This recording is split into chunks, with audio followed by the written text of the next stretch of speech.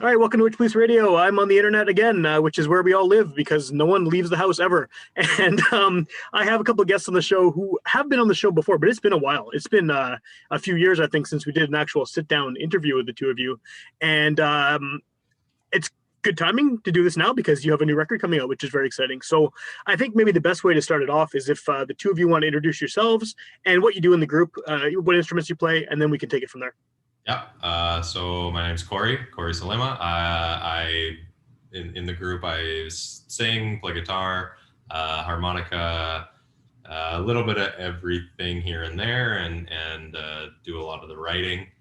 So that's kind of my piece. Cool.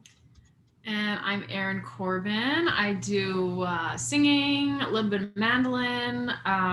Been known to do a little bit of kazoo here and there.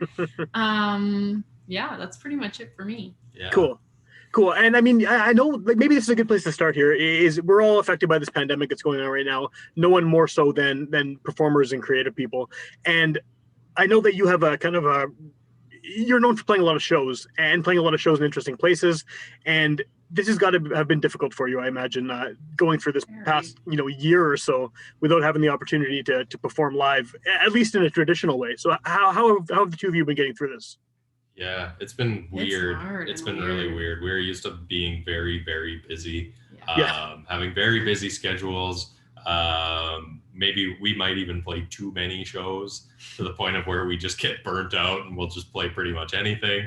Just because we love to play. But for sure, we got back from tour last spring, right when COVID hit. Almost exactly a year. Like it was kind of just starting in Wuhan, because a place we were playing, they had family in China and they heard of this virus, and then so we got back and it was like boom, shut down within 2 weeks. I think it was.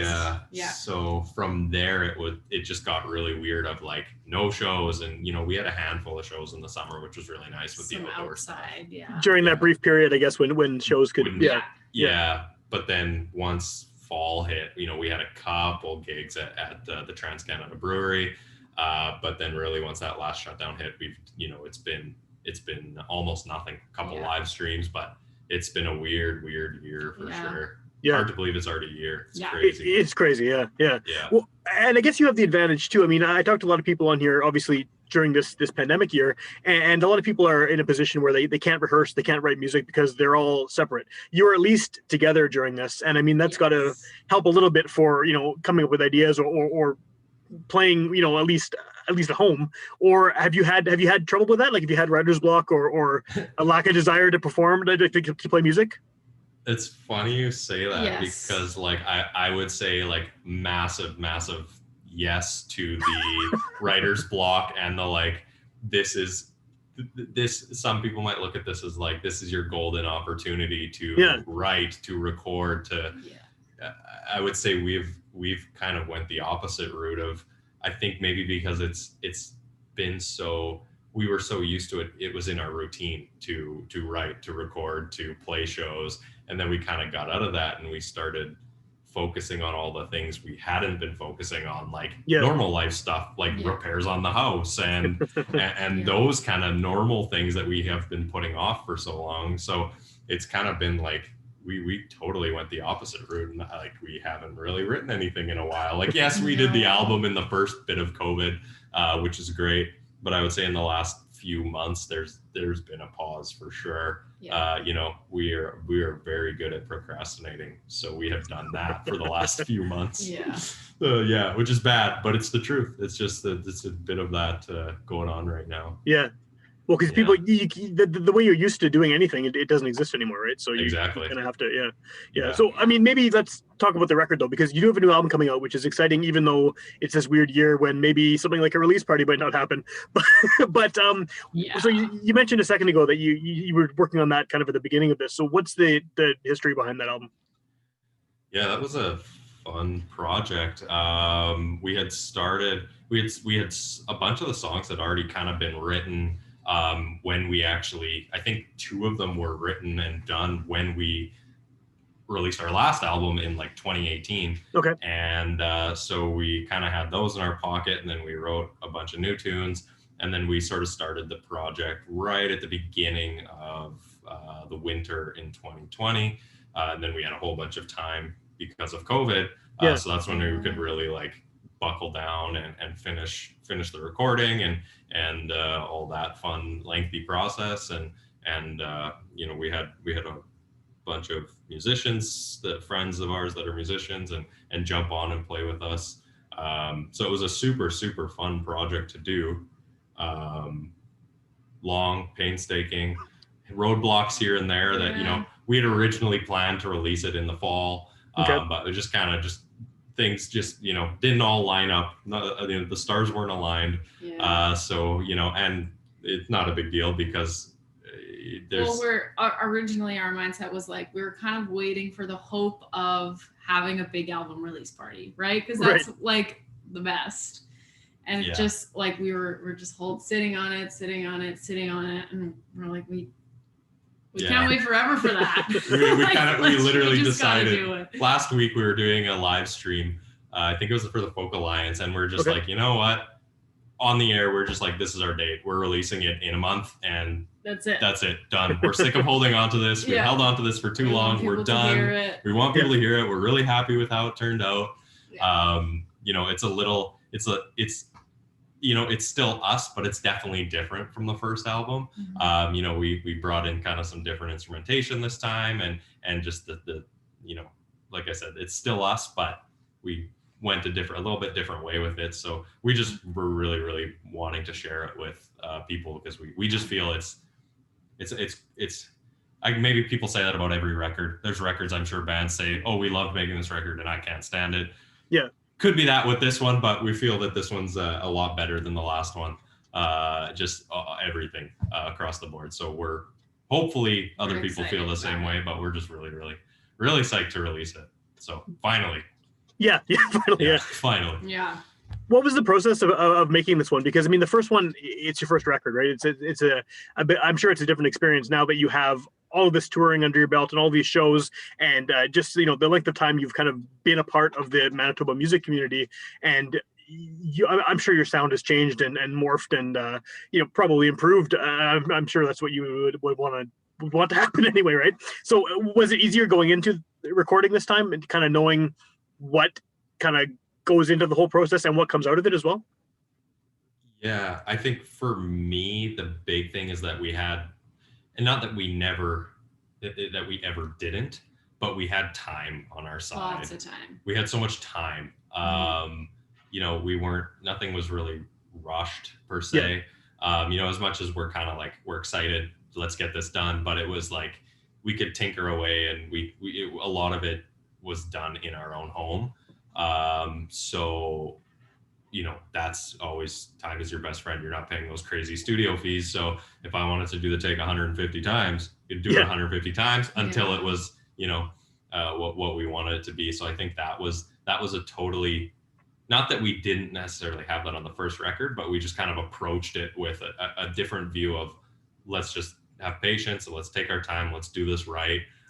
Which really allowed the songs to evolve to be totally different than what they were expected. Like, we had a couple of songs where we thought we were finished and then we started again from scratch. Yeah. Oh, really? Okay. Yeah, literally like ripped them apart, and that was it. And we had songs that we thought were going to be an acoustic track with just guitar and one person singing, and then it ended up being a full band. And so just having that time was our friend. COVID was our friend for this album for sure. That changed the process completely. Are you the type of band that does that sort of thing, like you just said, with where you're doing these 600 versions of a song or of a part to nail them down perfectly? And the reason I ask this is, I mean, if you do, that's cool. But when I see you live, it just seems very natural and kind of like the way that you sing together and play together, it seems effortless. And it's just interesting to think if that's maybe how you're doing it in the studio, where you're nailing it down like a perfectionist, because it comes across as very natural and very just kind of like flows through you, the two of you on stage. Yeah. It might be less of perfectionism as much as playing around with it. Okay. Like, and thinking, okay, it's written this way, but then, well, let's try this line this way. And sometimes, like, I'll be recording and Corey's like, just sing something else. Don't think about it. Just try it a different way. like that kind of stuff. Yeah, we definitely, I would say, it's probably not necessarily the perfectionism because, I mean, you want it to sound like, of course, yeah. But I love the naturalism of, when something is like, you can hear something just real in the background, like, not necessarily saying our dog walking around in the background. We don't want that. But, I like when an album sounds natural and raw, but we would just kind of like, we would try different things and not necessarily this note has to be this perfect pitch. Right. Like, God forbid it isn't. That's not our style. But then our live is totally like, when it's natural, it's probably because we're just winging it, which is totally different than our record way of making an album, because we just like, we probably never play the song the same way twice because we're always doing something different, or we'll just kind of we approach it with fun. We goof around a little bit. We're serious, but we goof around, and our live show is definitely it's just off the cuff compared to the album where we're trying something 800 different times and seeing what works. And I think I saw a post somewhere that you guys are putting this out on vinyl too. Is that right? We are. This is our first time. Yeah, it was exciting. Yeah, we're so excited. We're like big time vinyl people. I mean, so it's always, I think it's probably, it's probably any musician's dream to release something on vinyl. I think so. And it was like, well, we were like, okay, if we don't do a big run, we're definitely going to print a handful for us and some friends. But we're like, you know what? Let's just do it. Let's print a lot and hopefully sell them. We'll see. At least some. We hope. They come with a digital download, so maybe that'll like perk people to be like, I guess we'll buy the vinyl, but definitely we want the digital. So, and you might also get the people who feel bad that they can't actually see you live at a real show, right? So they'll be, we're just we're guilting people into it. We're just gonna just totally guilt people into buying our stuff. So does this how different is this record sonically from people who are familiar with the first record?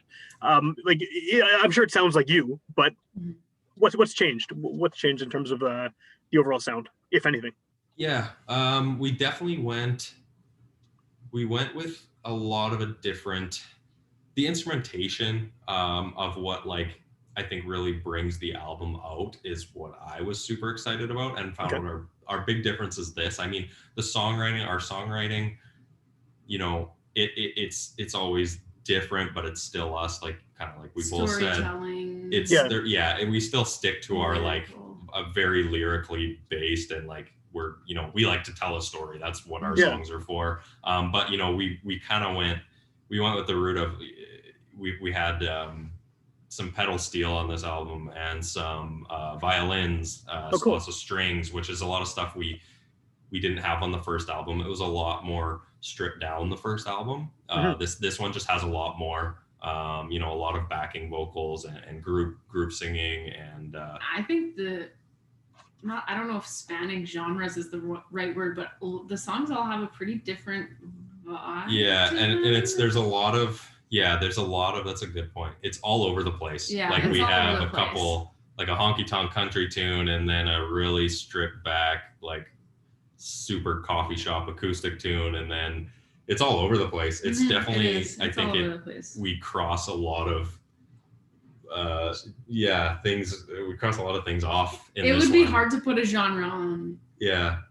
It was fun because it was so all over the place, and to get into that headspace of, okay, this is a super high tempo country tune, and then this is like a super depressing, sad, string heavy song. It's hard to describe. It's like, listen to it, hate it or love it.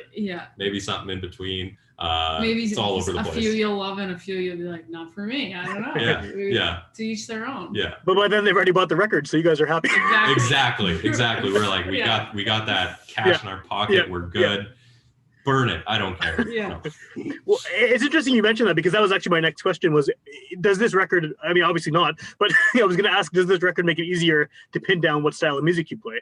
Because I mean, I know folk is obviously a driving force behind it, but you've been put in country categories. There's obviously more elements than just those two, even that happens even on the first record. So do you consider yourself a folk duo? Or a folk group? Is that sort of where you put yourself, or is there some new way of describing it that makes more sense? I think we do for ease, Yeah. for like everyone's sake, and for our sake of like filling out an application or applying for something or a festival. We're just like, what are you? We're folk. Folk roots. Folk roots is what we call ourselves now. Because you're not folk, right? I mean, the folk is it's there, yeah. Like focus, and then folk is so broad, right? Like it's you go to the folk festival, and what is the definition of folk? It's everything under the sun. So I mean, we say we're folk roots for just it's easy. I mean, it's also a little different. Like when we're the two of us, just playing the two of us, right? Can fit that. We can definitely fit that folk. Like we're folk roots, folk roots pop. When we're a full band, it's kind of all over the place. And it depends what we're playing. If we play with a different kind of arrangement of full band, so it's like one night we might be super heavy electric guitar driven, and we sound like an indie band.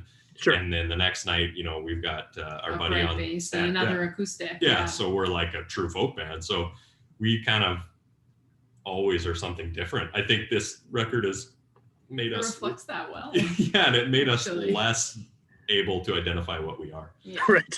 Which is probably the wrong direction. Yeah. Well, with the songs that you have on this record, though, are there certain songs that are definitely written so that they can be played with just the two of you, and others that are more sort of you consider to be band songs, or are they all interchangeable? Yeah, I mean, we always try to write the songs so we can do it ourselves, because we do primarily play by ourselves. The guys in the band aren't always available. They've got other projects they're doing. So we definitely, when we write, is like, we need to be able to pull this off as ourselves. Mm-hmm. There's always a couple that they just they're just more effective. Is that the word? Like they just have a groove with a full band. The full band, and you just feel like, but we still, I don't think there's any songs that we would not be able to. No, we definitely try to be able to pull them both off. But I would say from the start, it's like, we need to be able to make this work as the two of us. Yeah. Because if not, for us, it's a waste of a song, because we play as a duo for so much. Yeah. How much do the songs change? I mean, the ones that sort of maybe you write it as a duo. I'm assuming you do write it with the two of you, and then you bring it to the band. How much kind of, I guess, input does the band have into the final sort of destination of how the song ends up? I would say instrumentally they do whatever they want. Yeah, 100%. Like we really trust their which is really bad, because like we know all, like, from personal experience and from like our bass player is a really good friend of ours. He plays for hire for other people. Okay. And if it's like, they didn't really give me much to work with, like, what do they want? This is hard. Whereas like we send it out to the musicians and we're like, we have no idea what we want. Just do it. And it becomes a totally different song. And mm-hmm. we're absolutely in love with it, because we're just like, we trust you. I don't know how to play the violin. Yeah. I trust you. Yeah. Okay. I could probably figure out a bass, but you know your instrument. I know you know our song, our music. Go for it. And then mm-hmm. the song just becomes like something completely different that we could never have. Yeah. We can sometimes give some direction, but like we trust them 150%. And then the song becomes what we never thought it could be in the best way. Yeah. Cool.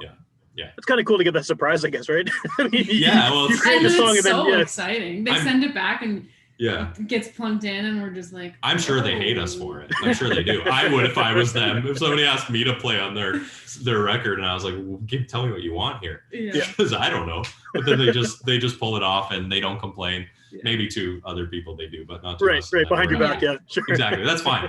As long as I don't know. Yeah. So, no, they're amazing to work with. When is the record actually coming out? March 25th.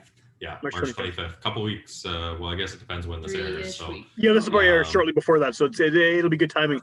But so obviously by then, I mean, unless something miraculous happens, COVID's still going to be going on. We're going to still be on lockdown mode. Venues will probably be closed.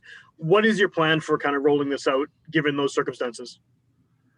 Yeah. Good question. I guess we'll let you know on March 25th when we really did splurge decide the release date. I mean, our plan was always like, let's do a big release party. Let's go on a tour. That was our whole thing. For this, it's kind of like, we just had it.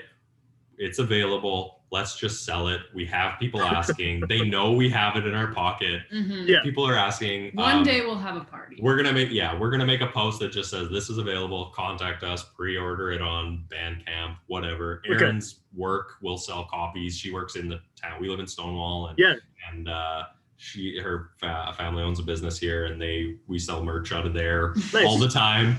So we'll sell a bunch there, and we'll just say it's available. Let us know if you want one, and then we'll send out copies to whoever wants one, and then we'll celebrate it whenever we can celebrate it. And we're just kind of, we're just gonna go with that approach because we just want it out there. We just want people to hear it. We just want people to hear it. Yeah. So if they want to buy a copy, great. If they want to stream it, great. Whatever. March 25th. Tell us what you want. Take it. We don't care. Yes. Cool. Have it. Yeah. What is the just because Stonewall is, I mean, it's close enough to Winnipeg, but it's still separate from the city here. What is the COVID situation been like there in terms of, because in Winnipeg, there's no venues. I'm sure the same thing. There's nowhere to really play. But is it pretty much the same thing, or are you a little bit separated from what's going on here? It's pretty hit and like it's kind of spans. I mean, venue wise, there's no. Yeah. I would say in terms of like I would say it's generational on how people approach COVID. There's the whatever, I don't care, I'm going to continue what I'm doing, living my life. And then there's the, different folks who are, hardcore, let's follow the rules. And it's kind of all over the place. I mean, there's always like some people that are trouble, but for the most part, everyone's really like respectful out and about. Yeah. And it's just quiet. Like the town is quiet, it's quiet, and it's already a small town. So it's, you go out on Saturday night and you walk down the street at 6:00 and it's a ghost town. It's weird.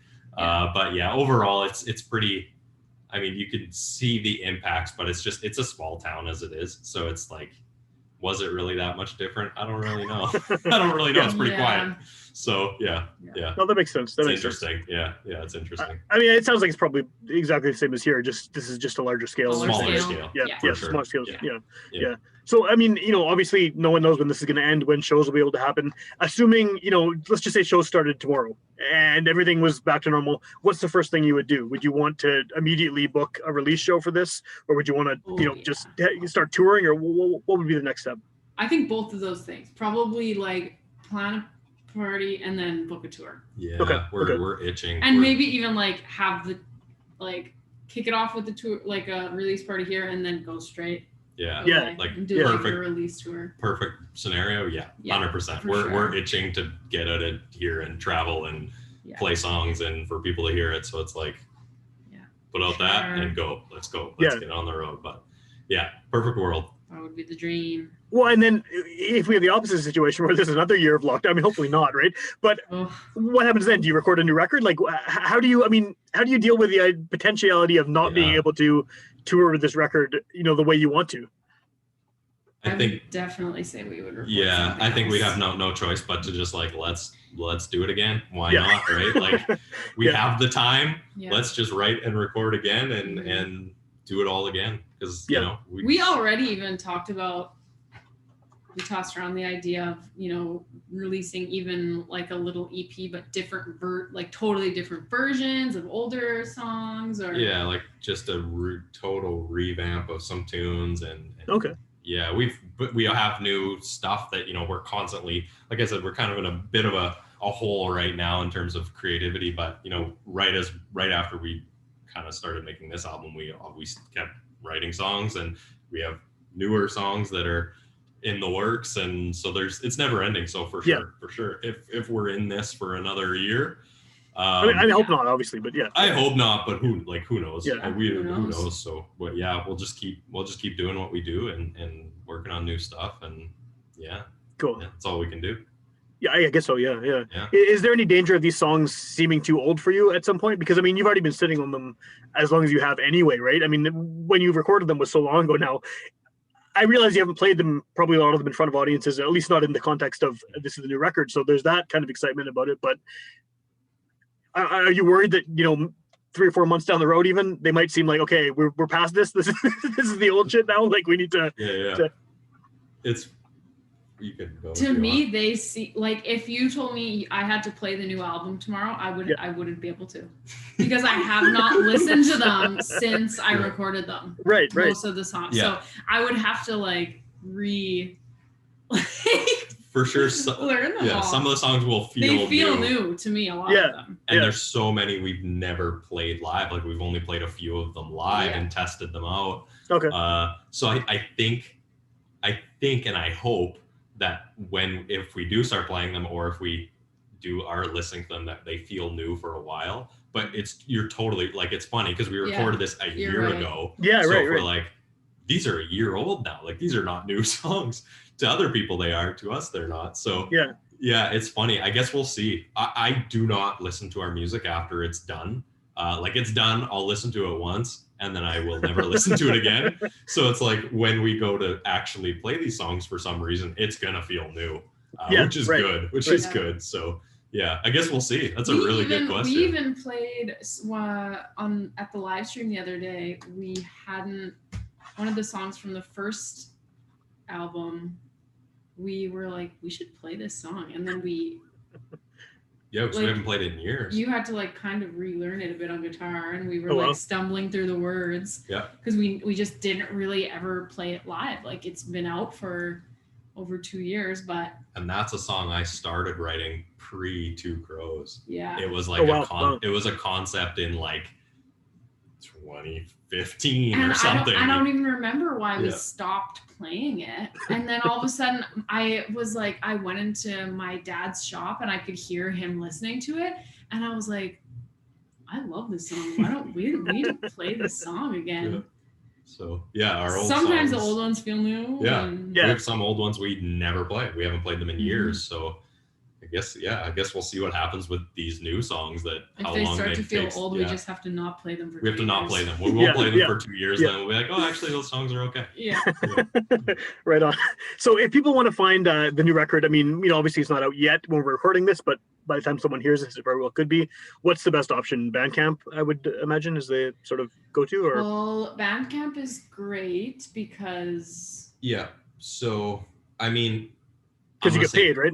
Yeah, exactly. So it will be available on like Spotify, Apple Music. I'm just gonna say it right now. I hate those platforms. Yeah, me too. I don't use them. I absolutely hate them. Yeah. For obvious reasons of financial reasons. Yeah, but sure. But it's on there if people want them. We obviously will absolutely promote. Please purchase an album. Please purchase a physical copy or a digital copy on Bandcamp. Even buy on iTunes digitally if you buy it. Or buying it on iTunes. Yeah. So I mean, it's good through there. It's available for streaming. It's available for physical copies. It'll be available, if you want to buy it digitally. Like we would always just tell people, check us out on Instagram, Facebook. Okay. That's where we're the most active, and that's where we'll tell people where to go or how to get a hold of a new copy. Cool. Yeah. Are there copies of the first album hanging around too, or are those all sold? There's a handful left. There's like nice. We did just before this album, we did an order of those guys, and so we're still sitting on. Yeah, we got a handful of them, enough that we'd love to get rid of them. Yeah. So, right on. Yeah. Cool.